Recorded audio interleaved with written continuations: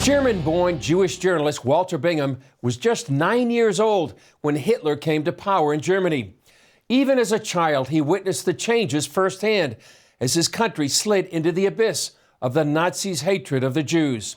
I sat down with Walter to hear his story ahead of International Holocaust Remembrance Day. Israel National Radio senior broadcaster Walter Bingham. Hello and welcome. In his Jerusalem apartment, 98-year-old Walter Bingham keeps reminders of the dark days of his youth. Born in 1924, Bingham was 15 years old when Adolf Hitler started what became known as the Holocaust. On his bookshelf, he keeps a copy of the Nazi leader's infamous autobiography, Mein Kampf, written in the year of Bingham's birth. In it, Hitler details his final solution to exterminate the Jews. This copy came from a Nazi office after the war. Your life has spanned so many events in history. One of them is the Holocaust.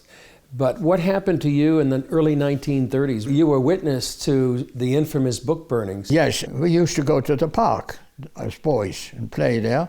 And one day they had the book burning, and we saw it, and people, of course, were throwing books on the fire, German culture onto the fire. The law was that all libraries had to empty their shelves of the prescribed books and bring them to a certain place, which was in our town, in the park. Ordinary people who had books on their shelves had to bring those, otherwise they would be punished. And I remember with great glee and sing-song and heil, and they threw the German culture onto the fire.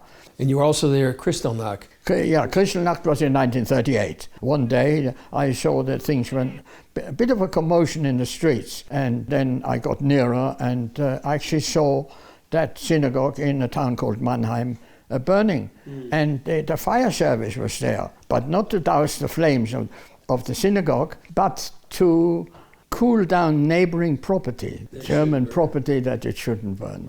Kristallnacht marked the beginning of Hitler's final solution, and those who lived through it are Holocaust survivors. Within months, Bingham's mother put him on the so-called Kindertransport, a rescue effort by the British to evacuate some 10,000 Jewish children by train to Great Britain. It was 5 minutes before war. Everybody knew the war would break out, and the parents took the children to the train. 5 years later, Bingham joined the British Army. It wasn't my country, but my motivation and that of other Jewish refugee soldiers was much greater, because we didn't fight for, we fought against the Nazis. My motivation was find the family, get rid of the Nazi regime. 2 days after D-Day, Bingham landed on the beaches of Normandy and then drove an ambulance on the battlefields of Europe, eventually receiving a medal for bravery and commendation from the king. I never killed anybody, I only saved lives. As the war ended, Bingham was transferred to counterintelligence in Hamburg, Germany. There he interviewed Nazis arrested by the British, among them Joachim von Ribbentrop, the Nazi foreign minister. And they brought him into my office, and I said, Herr Ribbentrop, what can you tell me about the final solution? And he looked me in the face and he said, I didn't know anything about that. That was the Führer. And I said, so now I take it that you heard about that. How did you find out? And he turned to me and he said, I read it in the newspaper. After the war, Bingham was one of the few Kindertransport children reunited with at least one parent, his mother. Before COVID, Bingham would share his experiences with groups of students and others. He would bring a small suitcase packed with remnants of that Nazi era. This is the sign of the Hitler Youth. Now that is there that you can really stick it in. And this is Blut und Ehre, blood and honor. And that's what the 14-year-olds and 13-year-olds carried. And what would they sing? Wenn das Judenblut vom Messer spritzt, dann geht's noch mal so gut.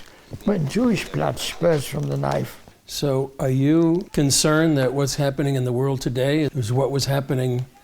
Oh, I've no doubt. We're living in equal period of the 1930s, except there will be no final solution because we have the State of Israel.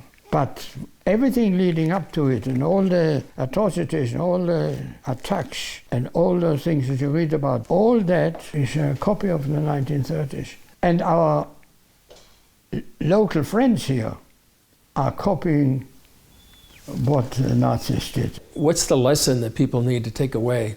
Never again. Just 2 words. Never again. Unfortunately, people don't learn. Alpha.